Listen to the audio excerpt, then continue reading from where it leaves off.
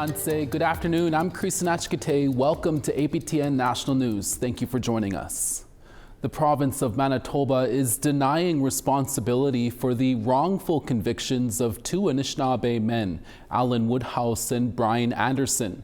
The province is arguing that the Winnipeg Police and the City of Winnipeg were at fault for sending the two men to prison almost 50 years ago. Sierra Bettens has more. Alan Woodhouse and Brian Anderson are two of four Anishinaabe men convicted and sentenced to life in prison for the 1973 murder of a Winnipeg restaurant owner. In July 2023, Anderson and Woodhouse from the Penematang First Nation, north of the city, were acquitted of the murder they were wrongfully convicted of. In April 2024, they filed a lawsuit against Winnipeg, the province, and Canada and Manitoba's Attorney General. In a statement of defense filed last Friday, the province argued the convictions were caused by false confessions obtained by the Winnipeg Police Service. They say the province and its Attorney General are not responsible for the wrongful convictions, arguing the police and the City of Winnipeg are to blame. Keon Sinclair, a columnist and associate professor at the University of Manitoba, says while the province's response was unfortunate, he wasn't surprised by it. But often what governments do or institutions do, private industries certainly do this all the time, is they deny the claim, try to pick apart the elements of the claim that they feel have some soft areas or perhaps don't have the amount of evidence necessary to be able to make the claim. And then this is where the negotiation starts to begin. Clarence Woodhouse, also from Penematang, was acquitted of the murder in October 2024. His brother, Russell Woodhouse, was also convicted but died in 2011. A posthumous application for his acquittal was filed on his behalf. The plaintiff's lawyer, James Lockyer, told the Winnipeg Free Press that Clarence Woodhouse will likely join the civil case, but that Russell's estate isn't eligible to join. APTN has reached out to Lockyer for comment. Sinclair says that systemic factors and racism within the justice system must be taken into account. The flagrant disregard, the misappropriate use of force and policy, and also the continuing bias and racism within the justice system, and in particular in this case, the Winnipeg Police Service is baffling, but yet unsurprising in the ways in which this systemically continues to happen time and time again. The province acknowledged that Alan Woodhouse and Brian Anderson were victims of, quote, a miscarriage of justice, unquote, but says it was a federal court system's job to determine whether their confession was voluntary and accurate. Sierra Bettens, APTN National News, Winnipeg. A first-degree murder trial came to an unexpected end as the defendants pleaded guilty to the lesser offence of manslaughter on Thursday in Saskatoon. Summer Sky Henry and Cheyenne Petitus were charged with first-degree murder in the death of 30-year-old Megan Gallagher. The Gallagher family cried in the courtroom, putting their arms around each other as Henry and Petitus made their pleas. CTV's Laura Woodward has more. The Gallagher family leaving the courthouse with more questions than answers. It's bizarre. Bizarre, Brian Gallagher says how two women facing first-degree murder charges in his daughter's death could plead guilty to the lesser offense of manslaughter. When Summer Sky Henry and Cheyenne Petitus made their pleas, Gallagher says he felt sick. I was sick to the stomach. I've got a strong stomach, but this one has really got me. 30-year-old Megan Gallagher was reported missing in September 2020. This surveillance footage from a convenience store showing one of the last times she was seen alive. 2 years later, police found her remains south of Prince Albert near the village of St. Louis. A total of 9 people have been charged in her death. Evidence in Petitus and Henry's proceedings are under a publication ban, with 2 pending jury trials. No idea. The Gallagher family says they were given no explanation for why Petitus and Henry's charges were downgraded. How it gets derailed like this is, I know it doesn't make sense to the average person either. It doesn't make sense to me. The case is scheduled to return next week for victim impact statements. Laura Woodward, CTV News, Saskatoon. The case of a 24-year-old Indigenous woman's death is now under investigation by the Office of Police Complaints Commission in BC. Chelsea Poorman was first reported missing in September of 2020. Her body was later discovered outside of an abandoned home on Vancouver's west side. Police ruled it as not suspicious. However, her mother, Sheila Poorman, filed a complaint against Vancouver police in how they investigated her daughter's case. The OPCC has opened an investigation into allegations of neglect of duty and appointed a retired judge to oversee it. After nearly 2 weeks of extensive searching, the search for a missing Inuk woman has been officially exhausted. 51-year-old Elizabeth Jararius was last seen on December 30th in Nain, Labrador. Nain RCMP received a missing person report on January 4th of 2025. Nain Ground Search and Rescue and community volunteers scoured the community and surrounding area. As part of the search, a drone was used to conduct an aerial search, and an underwater viewing device was also used to search the dock area in Nain, as well as a remote-operated vehicle search on the water's edge. Jararius remains a missing person, and the investigation will remain open. Anyone with information is asked to call Nain RCMP at 709-922-2862. For more than a decade, First Nation groups from across the country were united in fixing the racism in the on-reserve child welfare system. Recently, a majority voted down a multi-billion-dollar child reform deal during an Assembly of First Nations meeting in Calgary last year. Now, First Nations are split on what to do next. The Anishinaabe, Aski Nation, and the Chiefs of Ontario are now negotiating their own agreement on child welfare reform with the federal government. They say they have been mandated by their chiefs to make their own informed decisions about their children without being required to consult with other parties. Their joint statement was made in response to the First Nations Child and Caring Society. It filed a new legal motion with the Canadian Human Rights Tribunal. Executive Director Cindy Blackstock said they do not want to interfere with Ontario's negotiations, but will try to get Indigenous Services Canada back to the table with chiefs outside of Ontario. To know more about this, you can read Karen Pugley's story over on our website at aptnnews.ca. The Assembly of Manitoba Chiefs has expressed its support for the Barons River First Nation after the community lost its arena to a fire on Thursday. News from Barons River Chief Hartley Everett described the arena as a center of joy, belonging, and opportunity for our youth. In a Friday press release, Assembly of Manitoba Chiefs Acting Grand Chief Betsy Kennedy said, quote, "Though this loss is deeply felt, we know the resilience of Barons River First Nation will guide them in rebuilding." APTN reached out to the fire response team but was unable to connect with them. Those who wish to support rebuilding efforts may contact Barons River Chief and Council by visiting baronsriver.ca. Premier of British Columbia David Eby returned from a meeting with all the premiers from across Canada and says that what President-elect Donald Trump is threatening to do with tariffs for Canada is equal to economic war. At a press conference in Vancouver on Thursday, Premier Eby stated that if these tariffs happen after President-elect Trump gets in, it will mean over 170,000 people will lose their jobs just in BC alone, and important sectors will be shut down as a result of the tariffs. However, Eby wants to assure everyone that his government will do everything they can to try to convince decision makers on Capitol Hill that tariffs are a bad decision for both sides of the border. I want people to know that we're going to do everything we can to do two things. One is to respond and to make sure that people who are inflicting this on us, that they feel it back and they get the message about how important it is that we work together, not at odds, but also that we're going to be there for them, that we're going to structure government in a way to respond to this new reality, that we understand it's a new reality, and we're going to make sure we deliver for them. And so it is serious language, but this is a very serious situation.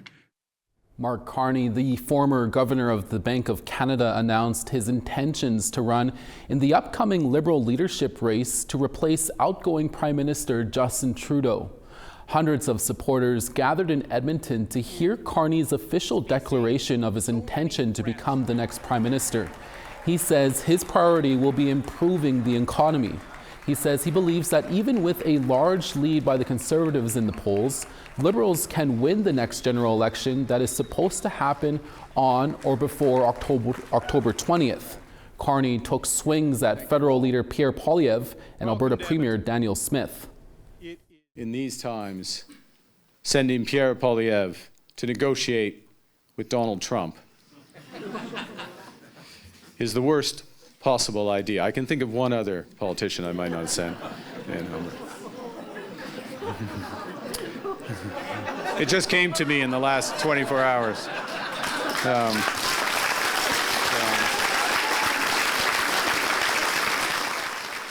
We have to take a short break, but when we come back, we'll tell you about the Keon Indigenous Theatre Festival making its debut in Winnipeg.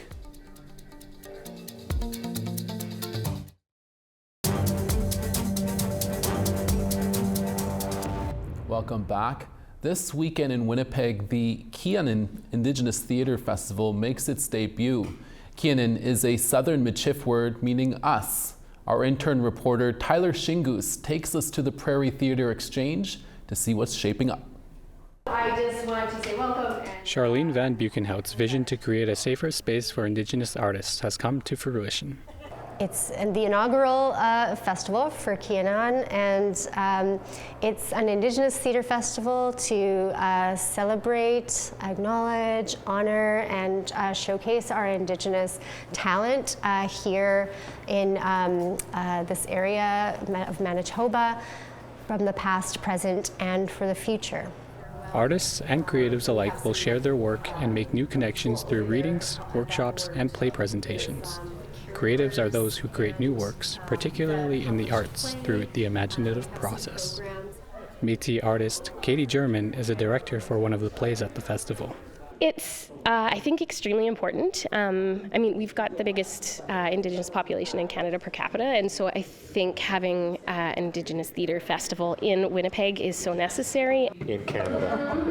Yeah. In a world where it is hard to find authentic representation, this festival gives artists the chance to showcase and celebrate their work, as well as make new connections. There wasn't a space to do Indigenous work when I was a kid, and looking on the stages and trying to see myself reflected, I didn't have that. And so having this space to be able to have people come and see and build the community of actors that are up and coming, and also honor the actors that did pave the way to be able to do all this work, that's what it is. Ian Ross created Farewell nearly 30 years ago, a comedic drama about a First Nations effort to self-govern after their chief leaves to gamble in Las Vegas. Ross, who is Métis and Ojibwe, is back to share that piece of Indigenous theatre history with the newer generation. He says festivals such as Keon are important for emerging artists in theatre to get their feet wet. There always is, right? And you got to start somewhere, and I'm really glad that they've started this, and the work Charlene's done. And as far as where it can go, the sky's the limit. As a Métis from the Red River Nation, Charlene opted to honor her heritage and drew inspiration from the Michif language to name the festival. The Keon Festival will be happening throughout this weekend at the Prairie Theatre Exchange. I'm Tyler Shingus with APTN National News, Winnipeg. Thank you, Tyler. For all of our sports fans out there, APTN will host another 6 games for Hockey Night in Canada this season. Here's a preview from our TR Wheatley. For 5 hockey seasons now, APTN's brought you Cree commentary. That's it! Wow! In addition to the Cree games this year, 3 games will be brought to you in Inuktitut, including a Montreal versus Toronto game that Pujuat Kuzagak is already preparing for. I'm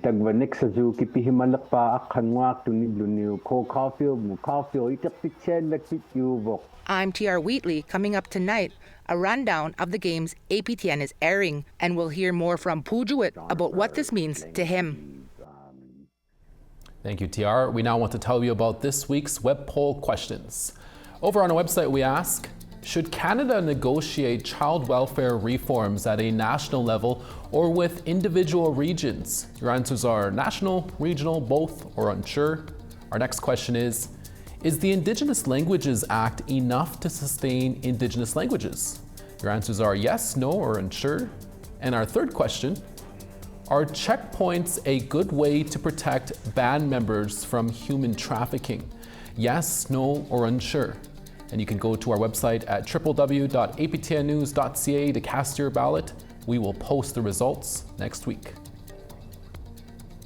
Indigenous journalists in Canada will have a new united voice under the new organization, Indigenous Media Association of Canada, or IMAC. We'll speak with the interim president when we come back. Stay with us.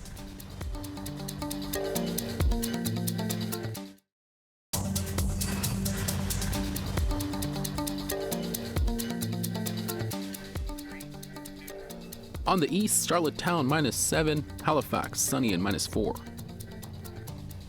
Sun in Cartwright at -9, La Grande River partly cloudy -10. Saguenay -6, Quebec City -7. Partly cloudy in Toronto -1, Sault Ste. Marie -4. Big Trout Lake -12, Sioux Lookout -1. The Paw -18, Norway House -15. Sunny and Gimli at -9, Princess Harbour -10. North Battleford -16, Yorkton -12. -20 in Buffalo Narrows, Stony Rapids -29. -11 in Peace River, Fort McMurray -15. -16 in Calgary, Edmonton -7. 5 in Campbell River, Penticton 2. Fort Nelson -17, Smithers -2. -32 in Old Crow, Dawson -25. -21 in Wrigley and Sun, Wati -27. Fort McPherson -16, Inuvik -21. -30 in Baker Lake, Chesterfield -35. And -16 in Iqaluit, Nagluluk -33. Thank you for staying with us. 5 veteran Indigenous journalists formed an association to amplify and protect Indigenous journalism in Canada. It is called the Indigenous Media Association of Canada, or IMAC. One of those veteran journalists is Carrie Benjo with Eagle Feather News in Saskatchewan. She is currently the interim president of IMAC. She recently spoke to us from Saskatchewan. Carrie Benjo, thank you so much for chatting with us today. My first question is, can you tell us why you didn't want to join another journalism organization, especially the Indigenous Journalists Association? I have a lot of respect for the current organization like the IJA and the CAJ, but with the IJA, I don't think it has, well, it doesn't have the capacity right now to advocate for journalists on this side of the border. We have very specific needs here in Canada, and the IJA, although it does really great work in the United States, it really doesn't have anything that is specifically Canadian. We did discuss initially maybe forming a northern chapter, but right now IJA is not equipped to even meet those needs. And Carrie, anything else to add with regards to why IMAC was formed now? Well, I think the time is right. You know, like there isn't any specific reason other than the fact that, you know, in 2023 there was the IJ had a national conference in Winnipeg, and it brought together so many Indigenous journalists, and we began talking. And about a year after that, we started talking about, you know, wouldn't it be great if we had the opportunity to meet, collaborate, and just have something similar here in Canada, because there isn't anything. There is nothing that unites all journalists and broadcasters and storytellers.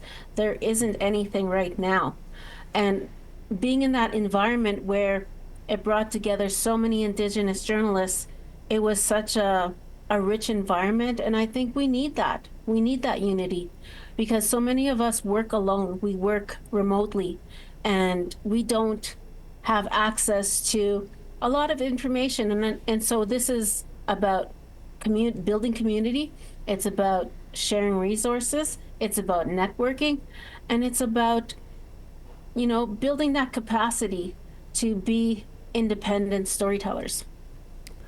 Carrie, with the changing landscape such as cutbacks and layoffs, can you explain how IMAC will support Indigenous journalists and Indigenous-owned media outlets? I think it's really important right now to have an organization, a national organization that pushes specifically for Indigenous people to have the opportunity, space, and culturally sensitive space to tell our stories our own way. And I think that there is power in numbers, and we need to have an equal seat at the table when it comes to lobbying the government for access to funding, having input when special projects are announced. We need to be at those tables, at those decision-making tables when policies are made, when funding is being allocated. And I think right now it is imperative that we stand up and we have a strong voice when all these things are taking place. Mm-hmm. And Carrie, finally, part of the mandate of IMAC is to advocate for Indigenous journalism as an inherent right to traditional storytelling. Can you explain what that means and how that would be achieved? I think what we want to do at IMAC is to really drive forth that idea that journalism is not new. It has always been with us. We have always had this as part of our culture. It is about sharing knowledge. It's about education, and it's something that we need to promote and have our own Indigenous sovereignty when it comes to media. It's just as important as everything else. Our storytelling, our stories are equally important. They're equally valid. They do so much for us as Indigenous people. Mm-hmm. I'm sorry, I got tongue-tied there. No, that's quite all right. Carrie Benjo, thank you for your time. We really appreciate it. Thank you. And that's your daytime newscast for this Friday, January 17th. We're back again with more stories for your evening newscast. Make sure to join us then. From all of us at APTN National News, Kwana Miigwech, Masicho, hi hi. Thank you for watching, and we'll see you again next day.